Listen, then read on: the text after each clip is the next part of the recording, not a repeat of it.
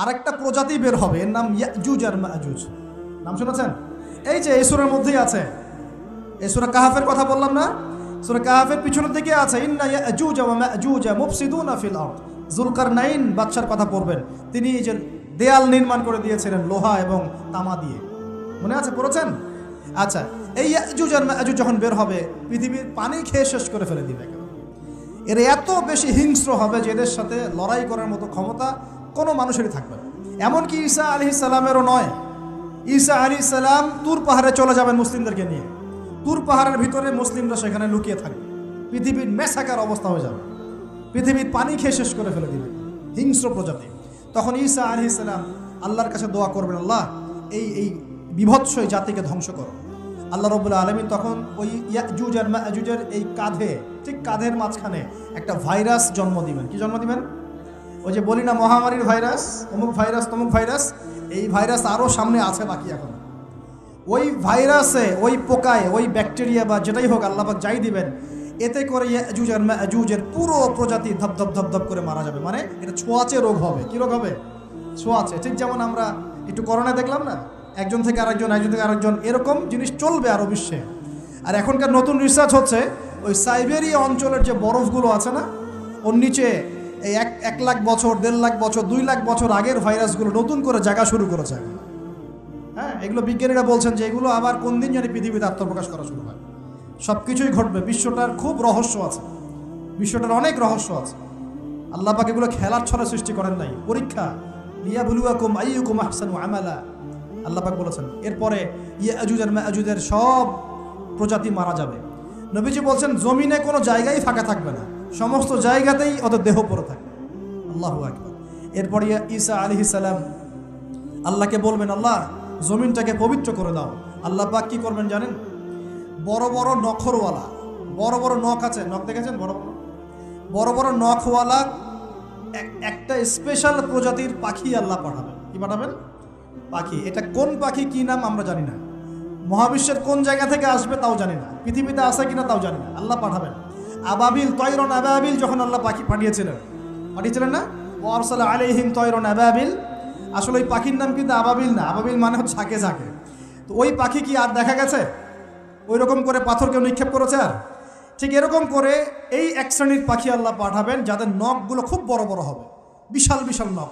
এই নখগুলো দিয়ে তারা দেহগুলোকে উঠাবে, উঠিয়ে নিয়ে কোথায় যে ফেলে দেবে আল্লাহ ভালো জানে। সুবহানাল্লাহ, আল্লাহু আকবার। আল্লাহ পাক বিশ্বে কত কি বাকি রেখেছেন এখন। এরপরে আল্লাহ পাক কি করবেন জানেন? আল্লাহ পাক বৃষ্টি বর্ষণ করবেন। এত বেশি বৃষ্টি হবে, এত বৃষ্টি হবে, জমিন ধুয়ে পরিষ্কার হয়ে যাবে। হাদিসে আসছে জমিন একদম চকচক করবে, জমিনটা পরিষ্কার হয়ে চকচক করতে থাকবে। এরপরে, কারণ ওই ভাইরাস তো ধুইতে হবে না, ভাইরাসকে ধুয়ে সাফ করতে হবে। তারপরে ঈসা আলাইহিস সালামের সময়ে বলা হচ্ছে, তার সময়ে একটা ডালিম, ডালিম দেখেছেন কিনা? আনার ডালিম। এই ডালিমের যে খোসা হয় না, এই ডালিমের খোসার নিচে একটা পুরো পরিবার আশ্রয় নিতে পারবে। কি বুঝলেন? এত বড় বড় ফল হবে, এত বরকত হবে জমিনের মধ্যে। কখন বরকত হয়? যখন একটা জনপদের অধিবাসীরা আল্লাহর সামনে আত্মসমর্পণ করে, তখন আল্লাহ বরকত দেয়। আমরা কি আত্মসমর্পণ করছি? এই জন্যই তো অর্থনৈতিক মন্দা চলছে। এমনি নাকি? সুদ খাচ্ছেন, দিব্যি ঘুষ খাচ্ছেন, দুর্নীতি করছেন, জেনা করছেন, মানুষের সম্পদ আত্মসাৎ করছেন, মাপে কম দিচ্ছেন, আবার নামাজও পড়ছেন, মাশাআল্লাহ। তো বরকত কোত্থেকে আসবে? তো বরকত কখন আসে? যখন একটা কম আল্লাহর সামনে সম্পূর্ণ আত্মসমর্পণ করে। একটা ডালিম হবে, এটা রূপকথা নয়, এগুলো গাল গল্প বলছি না। এই প্রতিটা কথা আল্লাহ পাকের ওহী থেকে আসছে, এর একটা কথা মিথ্যা হবে না ইনশাআল্লাহ তাআলা। বিশ্ববাসীরা দেখবে একটা ডালিমের নিচে একটা পরিবার আশ্রয় নিতে পারবে। এত স্পেসিফিকলি বলা হয়েছে হাদিসগুলোতে। নবী সাল্লাল্লাহু আলাইহি ওয়াসাল্লাম বলেছেন যে 10 জন ঘোড়সাওয়ার, কয়জন ঘোড়সাওয়ার? 10 জন ঘোড়সাওয়ার বের হবে ইমাম মাহদীর সময়, যারা খোঁজ নিতে যাবে যে দেখি দাজ্জাল বের হয়েছে কিনা। ঘোড়ায় করে খোঁজ নিতে যাবে, দেখি দাজ্জাল বের হয়েছে কিনা। ওই 10, নবীজি বলছেন আমি ওই 10 জনের নামও জানি, ওদের বাবার নামও জানি। সুবহানাল্লাহ, এত স্পেসিফিক জ্ঞান দেওয়া হয়েছে আল্লাহর পক্ষ থেকে নবী সাল্লাল্লাহু আলাইহি ওয়াসাল্লামকে। তার হাদিস থেকে বলছি, ডালিমের নিচে পরিবার আশ্রয় নিতে পারে। তো অনেকে হয়তো হাসবে, কি বলে একটু উল্টা পাল্টা কথা, তাই না? নাস্তিকরা মনে করতে পারে যে হাসবে, আরে হাহারি এক দিয়ে রেখে দেবে। এখন মানুষ ফেসবুকের মতো চিন্তা করে, ফেসবুকের মতো হাসে, ফেসবুকের মতো কাঁদে, মানুষ এখন রোবটিক হয়ে গেছে, ঠিক আছে? আচ্ছা, তো এরপর কি? এরপরে বরকতের এই সময়টা শেষ হয়ে যাবে কখন? যখন মানুষ আবার সেই জেনা, পাপ, শিরিক, কুফর এগুলোতে লিপ্ত হবে। আল্লাহ রাসূল বলছেন এমন একটা মানুষও বাকি থাকবে না, একটা মানুষও না যে খালি লা ইলাহা ইল্লাল্লাহ কালিমাটা পড়তে জানে, এমন একটা মানুষও বাকি থাকবে না। বলেন নাউযুবিল্লাহ। ওরা হবে এই পৃথিবীর সবচেয়ে নিকৃষ্ট মানুষ। ওদের চেয়ে নিকৃষ্ট কোনো মানুষ এই পৃথিবীতে হবে না। এখনও কি এরকম সময় আসে নাই? এখন কি লা ইলাহা ইল্লাল্লাহ আছে না? পূর্ণাঙ্গ প্রয়োগটা নাই, কিন্তু কালিমা তো আছে কি না? তখন নবীজি বলছেন এমন একটা যুগ আসবে যে লা ইলাহা ইল্লাল্লাহ বলার মতো একটা মানুষ খুঁজে পাওয়া যাবে না। আর মানুষ রাস্তাঘাটে কুকুরের মতো জেনা করবে। রাস্তাঘাটে কুকুর যেমন সঙ্গম করে না রাস্তাঘাটে, ওই রকম করে মানুষ রাস্তাঘাটে জেনা করবে। ওই সময়ে আল্লাহ রাব্বুল আলামিন পশ্চিম দিক থেকে সূর্য উঠাবে। কোন দিক থেকে? সূর্য সত্যি পশ্চিম দিকে উঠবে। পৃথিবী একদিকে ঘুরছে না এখন, কে জানে আল্লাহ পাক পৃথিবীর ঘূর্ণন থামিয়ে উল্টা দিকে ঘোরাতে পারেন না? অবশ্যই পারেন। আল্লাহ পাকের জন্য এটা খালি বলা কুন ফায়াকুন, হও হয়ে যাও। পুরো বিশ্বের বড় বড় ডিপার্টমেন্টগুলো কারা নিয়ন্ত্রণ করছে? আমরা নিয়ন্ত্রণ করছি? জি না। এমনকি খ্রিস্টানরাও নিয়ন্ত্রণ করছে না, বরং ওরাই নিয়ন্ত্রণ করছে। আপনাকে গভীরে ঢুকতে হবে। তো তার মানে সে আত্মপ্রকাশ না করলেও তার অনুসারীরা তো মাশাআল্লাহ শক্তিশালী হয়ে গেছে কিনা? তার মানে সময় কাছে না দূরে? কাছে। এটা বোঝার জন্য কি ভবিষ্যৎবাণী করা লাগে, গণক হওয়া লাগে, জ্যোতিষী হওয়া লাগে? এটা বোঝার জন্য কোরআন সুন্নাহর সাথে শেষ জামানা স্টাডি করলেই হয়। Economics, world affairs, history study করলেই বুঝতে পারেন, হৃদয়ের চোখ খুলে যাবে ইনশাআল্লাহ। আল্লাহ পাক বোঝার তৌফিক দান করুন।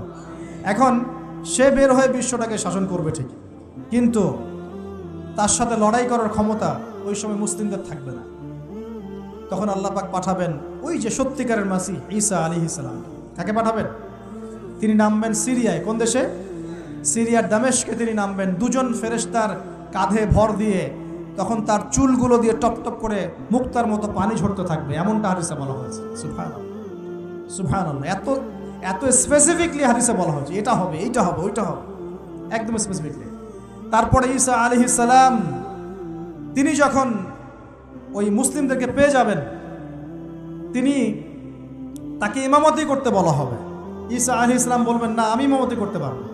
ইমামতি এই উম্মতের জন্যই করা হয়েছে। বলেন সুবহানাল্লাহ।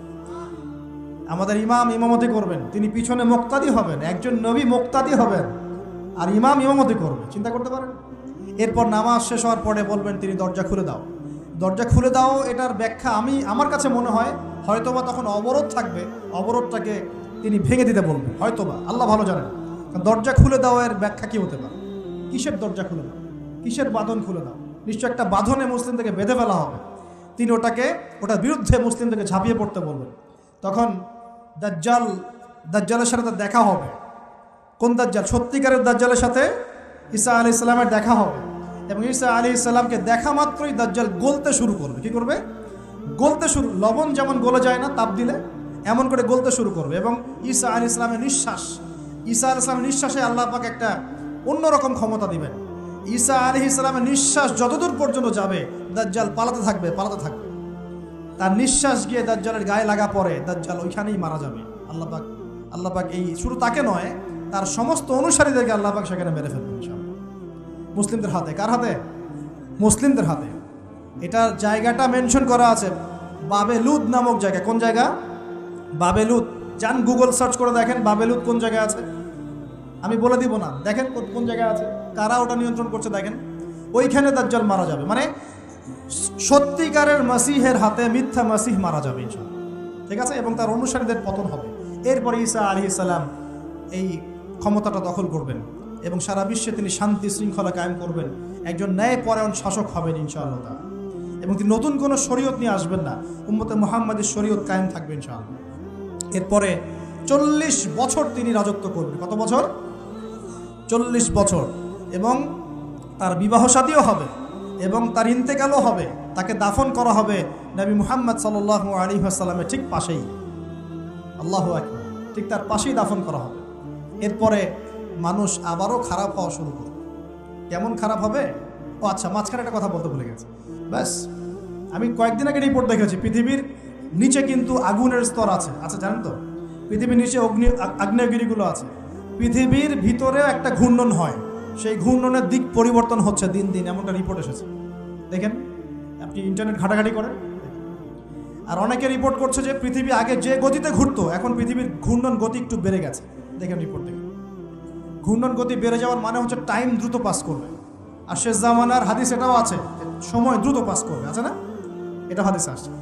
তো প্রিয় ভাইরা, এই সময় মানুষ খারাপ হওয়া শুরু করার পরে এমন খারাপ হবে, আল্লাহর নাম নেওয়ার মতো কোনো মানুষ থাকবে না, আল্লাহ আল্লাহ বলার মতো কোনো মানুষ থাকবে না। তখন পশ্চিম দিক থেকে সূর্য উঠবে। কিভাবে কিয়ামত হবে? নবীজি বলছেন, একজন ব্যক্তি পানি খাওয়ার জন্যে পাত্রটাকে মুখের সামনে নিবে, পানি গিলতে পারবে না, কিয়ামত হয়ে যাবে। ইযা ওয়াকাআতিল ওয়াকিআ লাইসা লিওয়াকাআতিহা কাযিবা আল কারিআতু মাল কারিআ ওয়া মা আদরাকা মাল কারিআ, আছে না? আম্মা ইয়াতাসাআলুন আনিন নাবাইল আযীম। কত সূরা আছে কিয়ামত সংক্রান্ত, পড়ে দেখেন। ইযা যুলজিলাতিল আরদু জিলজালাহা ওয়া আখরাজাতিল আরদু আথকালাহা ইযা শামসু কুওয়িরাত ওয়া ইযা নুজুমু কাদারাত। এই সূরাগুলো পড়ে দেখেন। আম্মা পারার শেষ পারাটা, যেটা 30তম পারা, এর সূরাগুলো পড়ে দেখেন। কিয়ামত চোখে দেখতে পারবেন ইনশাআল্লাহ। সিংহায় ফুঁক দেওয়া হবে। আল্লাহ পাকের ফেরেশতার এত ক্ষমতা আল্লাহ দিয়েছেন, একটা ফুয়ে পুরো মহাবিশ্ব ধ্বংস হয়ে যাবে ইনশাআল্লাহ। চারটাখানি কথা নাকি? দ্বিতীয় ফুৎকারে আবার সবাইকে জীবিত করা হবে। এবং এই যে দুনিয়ার জীবনটা আমরা কাটাচ্ছি, এই 30, 40, 50, 60, 100 বছরের জীবন, এই জীবনের এক একটা হিসেব আল্লাহর সামনে দাঁড়িয়ে সেদিন দেওয়া লাগবে। অতএব এই দুনিয়ার জীবনটাতে প্রস্তুতি গ্রহণ করি, 5 ওয়াক্ত নামাজ পড়ি, যাকাত দেই, কালিমা বোঝার চেষ্টা করি, আল্লাহ তাওহীদ শিখি, জানি, বুঝি, নবীর সুন্নত অনুযায়ী আমল করি, হালাল খাই, পরিবার করি, মানুষকে সৎ কাজে দাওয়াত দেই, অসৎ কাজে নিষেধ করি, ইসলামকে আল্লাহর জমিনে প্রতিষ্ঠা করার চেষ্টা করি। আল্লাহ পাক যা দিয়েছেন, জানমাল, সময়, শ্রম, আল্লাহ পাক যা দিয়েছেন, ক্ষমতা, প্রতিপত্তি, সম্পদ, এগুলোকে আল্লাহর দিনের জন্য ব্যয় করি। ইনশাআল্লাহ দুনিয়া সফল হব, পরকালে সফল হব ইনশাআল্লাহ আযজা ওয়া জাল্লা। আল্লাহ পাক আমাদের সবাইকে সমকালীন ফিতনাগুলো সম্পর্কে সচেতন থাকার তৌফিক দান করুন, এবং এই রমজান, আসন্ন রমজানে পরিপূর্ণরূপে ইবাদত করার তৌফিক দান করুন, এবং এই ইবাদত এবং শিক্ষাগুলোকে সারা বছর ধরে রাখার তৌফিক দান করুন, এবং জামানা সম্পর্কে সচেতন থেকে আগামী দিনে যা হবে সেভাবে পদক্ষেপ নেওয়ার তৌফিক আল্লাহ পাক দান করুন। আমিন।